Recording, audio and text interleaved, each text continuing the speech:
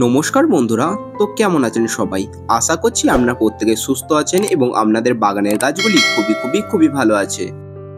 তো হ্যাঁ বন্ধুরা, আজকে আমাদের ভিডিওর মূল বিষয়বস্তু হলো জুলাই মাসের শেষ এবং আগস্ট মাসের শুরুতে আমরা ফুলের গাছে কোন ধরনের খাবার দেব, কোন ধরনের খাবার প্রয়োগ করলে জবা ফুলের গাছ ফুলে ভরে উঠবে, শেষ কাজ মেঘ করে প্রচন্ড হারে টানা ঝড় বৃষ্টি। একটানা বৃষ্টির ফলে আমাদের জবা গাছের সমস্ত পাতাগুলি এইভাবে হলুদ হয়ে ঝরে যাচ্ছে। জবা গাছের পাতা হলুদ হয়ে ঝরে যাওয়ার পাশাপাশি গাছে অসংখ্য পরিমাণে ছোট ছোট যে কুঁড়িগুলি আছে সমস্ত কুঁড়িগুলি না ফুটে হলুদ হয়ে ঝরে যাচ্ছে।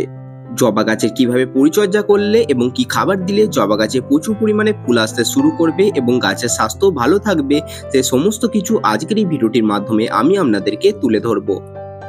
আজকের এই ভিডিওটি খুবই গুরুত্বপূর্ণ। সমস্ত কুঁড়িগুলি আস্তে আস্তে হলুদ হয়ে ঝরে যাচ্ছে, তারই সাথে গাছের পাতাগুলি হলুদ হয়ে ঝরে যাচ্ছে।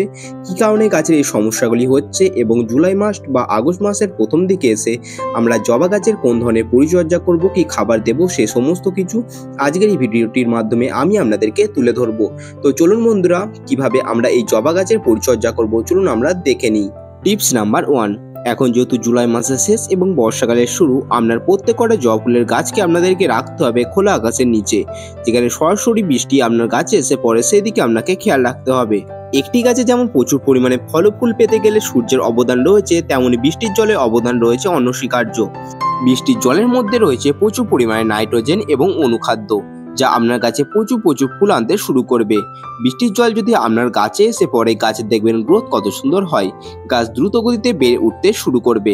আপনারা এখানে একটি কাজ করতে পারেন, আপনার বাগানে যদি হাইব্রিড প্রজাতির কোনো রকম জবা ফুলের গাছ থেকে থাকে, যেমন অস্ট্রেলিয়ান, ওদিকে পুনে ব্যাঙ্গালোর ভ্যারাইটির যদি কোনো রকম জবা ফুলের গাছ থেকে থাকে, সেই সমস্ত গাছগুলিকে আপনাকে রাখতে হবে শেড এরিয়াতে। এই সমস্ত হাইব্রিড প্রজাতির জবা ফুলের গাছগুলি হলো একটু সেনসিটিভ প্রজাতির গাছ, সরাসরি খোলা আকাশের নিচে রাখলে নানা রকম সমস্যা দেখা দিতে পারে। তাই আপনারা যে কাজটি করবেন, আপনার যদি দেশি প্রজাতির কোনো রকম জবা ফুলের গাছ থেকে থাকে সেগুলিকে আপনারা খোলা আকাশের নিচে রাখবেন এবং হাইব্রিড প্রজাতির জবা ফুলের গাছগুলিকে আপনারা রাখবেন শেড এরিয়ায়। Tips number 2। বর্ষাকালে প্রত্যেক কটা জবা ফুলের গাছের গোড়া মাটিতে প্রচুর পরিমাণে আগাছার জন্ম নেয়। সেই আগাছাগুলিকে আমাদের টবের মাটি থেকে দ্রুত সম্ভব তুলে ফেলতে হবে, কারণ এই আগাছাগুলি আস্তে আস্তে আপনার গাছের সমস্ত খাবারগুলিকে খেয়ে ফেলবে। এই বর্ষাকালে এসে দাঁড়িয়ে আমাদেরকে প্রত্যেক কটা জবা ফুলের গাছের গোড়া মাটিকে সারাক্ষণ পরিষ্কার পরিচ্ছন্ন রাখতে হবে। গাছের গোড়ায় কোনো রকম নোংরা বা কোনো রকম আগাছা না জন্ম নেয় সেদিকে আমাদেরকে খেয়াল রাখতে হবে। Tips number 3। এই পরিচর্যাটি আমরা প্রত্যেকেই এড়িয়ে চলি, যেটি হচ্ছে আজকে ধরুন জবা গাছে এই ফুলটি ফুটেছে, জবা গাছ থেকে ফুলটি না তোলা হলে ফুলটি কি হবে, পরের দিন পুনরায় সেই ফুলটি নেতিয়ে পড়বে এবং বৃষ্টির জলের কারণে আস্তে আস্তে ফুলটি গাছে সেই অবস্থাতেই পচতে শুরু করবে। তাই আমরা জবা ফুলের গাছকে ফাঙ্গাস এবং ছত্রাকের আক্রমণের হাত থেকে রক্ষা করতে আমাদেরকে অবশ্যই করে যে কাজটি করতে হবে, গাছে ফুলটি শুকিয়ে যাওয়ার পর সেটিকে আমাদেরকে তুলে ফেলে দিতে হবে, তা না হলেই গাছে আস্তে আস্তে ছত্রাকের আক্রমণ দেখা দেবে। Tips number 4। যখন একটানা বৃষ্টিপাত হয় এবং বৃষ্টিপাতের অবসান ঘটে, যখন গাছের গোড়া মাটিটি আস্তে আস্তে অনেকটা পরিমাণে শুকিয়ে যায়, তখন আমাদের প্রত্যেককে একটি কাজ করতে হবে। আমাদের গাছের গোড়া টবের মাটিটিকে কোনো কিছুর সাহায্যে আলতো করে খুঁচে দিতে হবে, কারণ একটানা বৃষ্টির ফলে আমাদের গাছের গোড়ার মাটিটি একদম শক্ত হয়ে বসে যায়। গাছের গোড়ার মাটিটি শক্ত হয়ে যাওয়ার ফলে আমাদের জবা গাছের সব থেকে বড় যে সমস্যাটি দেখা দেয়, গাছের গোড়ার শিকড়ের বৃদ্ধি একদমই হয় না, কারণ গাছের গোড়ার শিকড় একদমই চলাচল করতে পারে না সে শক্ত মাটির ফলে। এতদিন পর্যন্ত আমরা জেনে এসেছি যে গাছের গোড়ার শিকড়ের যদি বৃদ্ধি ভালো না হয়, আমাদের গাছেরও তেমন অতটা বৃদ্ধি হয় না, কারণ শিকড় চলাচল না করতে পারলে গাছের বৃদ্ধিও খুব একটা হবে না। এইভাবে গাছের গোড়ার মাটিটিকে খুঁচিয়ে আলগা করলে যেটি হবে, এতে খুবই সহজে শিকড় চলাচল করতে পারবে এবং গাছের গোড়ার মাটিতে হাওয়া চলাচল করতে পারবে, যার ফলে গাছের শিকড়েরও বৃদ্ধি হবে এবং আমাদের গাছেও প্রচুর পরিমাণে ফুল ফুটতে শুরু করবে। Tips number 5।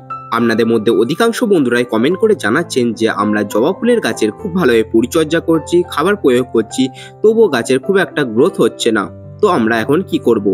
আপনাদের মধ্যে অধিকাংশ বন্ধুরাই আছেন যারা জবা ফুলের গাছ 1 বছর, 2 বছর, 3 বছর আগে প্রতিস্থাপন করেছেন। তারা গাছে কোনো রকম কিছু করছেন না, শুধুমাত্র গাছে খাবার প্রয়োগ করছেন এবং কিছু পরিচর্যা করছেন। আমাদের প্রত্যেককে এই জুলাই মাসের শেষ এবং আগস্ট মাসের শুরুতে এসে প্রত্যেক কটা জবা ফুলের গাছকে সব প্রুনিং করতে হবে। দেখুন বন্ধুরা, আমি আমার এই গাছটিকে সব প্রুনিং করেছিলাম, যার ফলে দেখুন বন্ধুরা গাছটি একদম নতুন রূপ ফিরে পেয়েছে। এটি হচ্ছে সঠিক সময় প্রত্যেক কটা জবা ফুলের গাছ রিপোর্টিং এবং কাটাই ছাঁটাই করার আদর্শ সময়। তাই অবশ্য করে এই আগস্ট মাসের শুরুর দিকে এসে আপনারা প্রত্যেকটা জবা ফুলের গাছকে রিপোর্টিং বা কাটাই ছাঁটাই করতে পারেন। এর ফলে কি হবে, গাছ একদম নতুন রূপ ফিরে পাবে এবং প্রত্যেকটা জবা ফুলের গাছে অসংখ্য পরিমাণে নতুন নতুন শাখা পোশাকা আসতে শুরু করবে এবং যত বেশি শাখা পোশাকা আপনার গাছে আসবে তত বেশি ফুল আপনারা আপনাদের গাছে পাবেন। এবং প্রুনিং করার পর আপনাদের প্রত্যেককে একটি কাজ করতে হবে, কাটাই ছাঁটাই করেছেন যে অংশে সেই অংশে আপনাদেরকে খুব ভালো মানে ফাঙ্গিসাইড গুলে সেই অংশে লাগাতে হবে।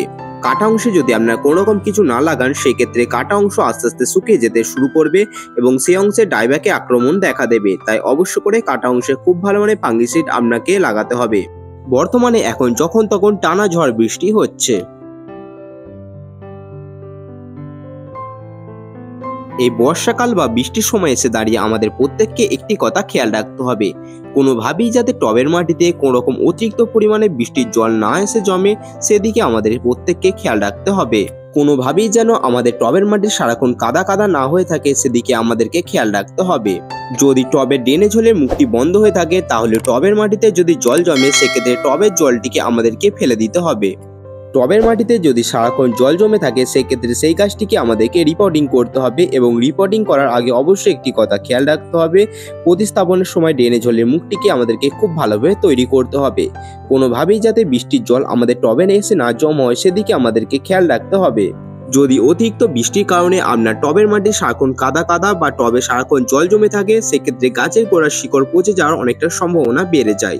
তাছাড়াও গাছের পাতা হলুদ হয়ে ঝরে যাওয়া, ফুল হলুদ হয়ে ঝরে যাওয়া, কুঁড়ি হলুদ হয়ে ঝরে যাওয়া এই সমস্ত সমস্যা লেগেই থাকে আপনার গাছে।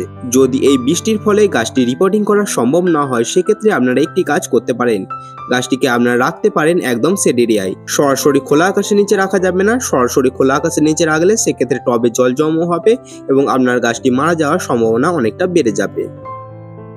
টিপস নাম্বার 7, এখন যেহেতু বর্ষাকাল, এই বর্ষাকালে এসে দাঁড়িয়ে গাছে প্রচুর পরিমাণে ছত্রাক এবং ফাঙ্গাসের আক্রমণ হয়ে থাকে। তাই আমরা প্রত্যেকটা জবা ফুলের গাছে খুব ভালো মানে ফাঙ্গিসাইড গাছে প্রয়োগ করব। 1 লিটার জলে আমরা 1 চামচ খুব ভালো মানের ছত্রাকনাশক বা ফাঙ্গিসাইড নেব এবং সেটিকে 1 লিটার জলে খুব ভালোভাবে ঝাঁকি নিয়ে সেটিকে আমরা গাছে প্রয়োগ করব। আমি আমার গাছে ফাঙ্গিসাইড বলতে যেটি মূলত ব্যবহার করি সেটি হচ্ছে স্যাপ ফাঙ্গিসাইড। আমি আমার গাছে স্যাপ ফাঙ্গিসাইড ব্যবহার করি। আপনারা চাইলে ব্লাইটক্স, সিডুমিন গোল্ড, M45, ম্যানসার, ব্যাবিস্টিন গাছে প্রয়োগ করতে পারেন। সেগুলিও ব্যবহার নিয়ম একই, 1 লিটার জলে 1 চামচ নেবেন এবং সেটিকে খুব ভালোভাবে ঝাঁকিয়ে নিয়ে সেটিকে গাছে প্রয়োগ করবেন কমপক্ষে সপ্তাহে 2 বার।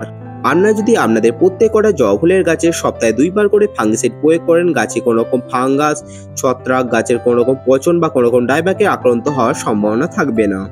এরপর চলুন আমরা দেখে নিই যে আমরা আমাদের জবা ফুলের গাছে কি খাবার প্রয়োগ করলে গাছে ঝাঁকে ঝাঁকে প্রচুর পরিমাণে ফুল ফুটতে শুরু করবে, গাছে সব রকম সমস্যার সমাধান হবে।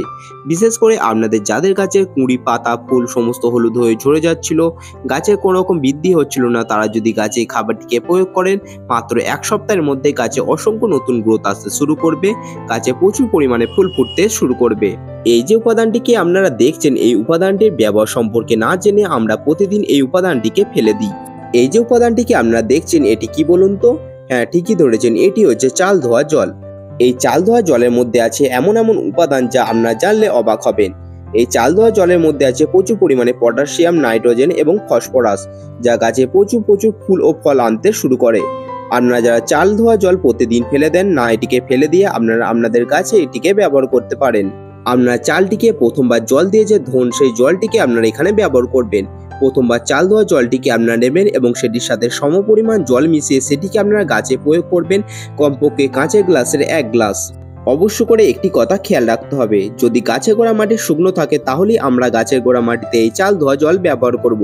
এটি ব্যবহারের নিয়ম হচ্ছে প্রত্যেক সপ্তাহে আপনারা এটিকে গাছের গোড়া মাটিতে 1 বার করে প্রয়োগ করতে পারেন। আপনাদের যাদের গাছের গ্রোথ ভালো হচ্ছিল না, গাছের পাতা ফুল সমস্ত হলুদ হয়ে ঝরে যাচ্ছিল, তারা যদি গাছে এই উপাদানটিকে দেন ম্যাজিকের মতো কাজ হবে। গাছে প্রচুর ফুল আসতে শুরু করবে, গাছে কুঁড়ি হলুদ হয়ে ঝরে যাওয়া, পাতা হলুদ হয়ে ঝরে যাওয়া, ফুল হলুদ হয়ে ঝরে যাওয়া সমস্ত সমস্যার সমাধান হবে। তাই প্রতিদিন যে চাল ধুয়ে জলটিকে ফেলে দেন সে চাল ধোয়া জলটিকে ফেলে না দিয়ে সেটিকে আপনারা বাগানে চাইলে গাছের খাবার হিসেবে এটিকে ব্যবহার করতে পারেন। তো বন্ধুরা, এই ছিল আজকের ভিডিওটি কেমন লাগলো অবশ্যই কমেন্ট করে জানাবেন এবং ভিডিওটি যদি ভালো লেগে থাকে তো অন্যান্য বন্ধুদের কাছে শেয়ার করবেন যাতে তারা খুব সহজে ছাদ বাগান করতে পারে। আজকের এই ভিডিওটির মাধ্যমে আমি আপনাদেরকে জুলাই মাসের শেষের দিক এবং আগস্ট মাসের শুরুর দিকে যে পরিচর্যাটি শেয়ার করলাম, যে খাবারটি দিতে বললাম, সেটি যদি আপনারা গাছে দেন দেখবেন ম্যাজিকের মতো কাজ হবে। গাছে ঝাঁকে ঝাঁকে প্রচুর পরিমাণে ফুল ফুটতে শুরু করবে। তো বন্ধুরা, ভিডিওটি যদি ভালো লেগে থাকে তো অবশ্যই করে ভিডিওটিকে লাইক করে কমেন্ট করে জানাবেন কেমন লাগলো, আর অবশ্যই করে আপনারা আমার চ্যানেলটিকে সাবস্ক্রাইব করে নেবেন। তো বন্ধুরা, দেখা হচ্ছে আবার অন্য কোনো ভিডিও নিয়ে। তো বন্ধুরা, ততক্ষণ সুস্থ থাকবেন, ভালো থাকবেন এবং আমার ভিডিও দেখতে থাকবেন।